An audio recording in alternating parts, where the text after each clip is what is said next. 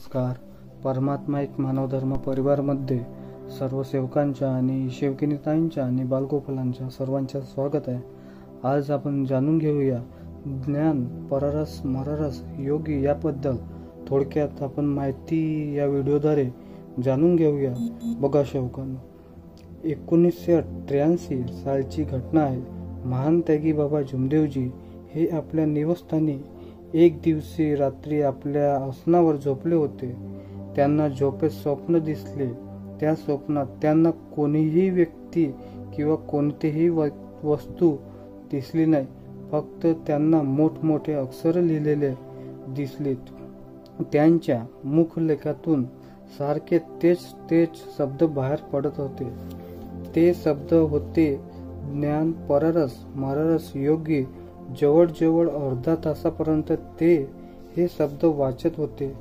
त्यानंतर त्यांना जाग आली आणि त्यांच्यानंतर सुद्धा त्यांच्या मुखलेखातून तेच शब्द बाहेर पडत होते. म्हणून बाबांनी आपल्या डायरीत त्या शब्दांच्या नोंद त्याच वेळेस करून ठेवली. हे शब्द जरी त्यांना स्वप्नात दिसले तरी ते शब्द परमेश्वराने त्यांच्या मुखलेखातून बाहेर काढले होते. त्यावर बाबांनी बराच विचार केला आणि त्यानंतर ते सर्वांना सांगू लागले की ज्याप्रमाणे पारिस नावाच्या वस्तूच्या लोखंडाला स्पर्श झाल्यावर ते लोखंड सोनं बनते, त्याचप्रमाणे ज्ञान हा पारिसासारखा असतो. याला ज्ञानाला जो स्पर्श करतो त्याचे सोनं होईल, म्हणजे तो महाज्ञानी होतो. परंतु मानवी जीवनात देवी शक्तीकरिता मनाची एकाग्रता, एक चित्त, एक लक्ष आणि एक भगवान याची अति आवश्यकता आहे. हेच देवी शक्तीला उगमस्थान आहे. परमेश्वराला समोर ठेवून बाबांनी दिलेल्या मर्या जे भगवत नाम पर या तत्वाप्रमाणे परमेश्वराच्या नावावर मेले तर भगवंत भक्तांच्या पाठीशी उभा होतो आणि पारिसासारखा रस तयार होऊन तो ज्ञानी बनू शकतो. जर परमेश्वराच्या चरणी मेला नाही तर रस तयार होत नाही. म्हणून माणूस परमेश्वराच्या चरणी मेल्यावरच त्याचा रस तयार होतो आणि रस बनल्यावर ती व्यक्ती योगासारखी बनते. या मार्गातील सेवकांना प्रत्यक्षात आलेले अनुभव आहे.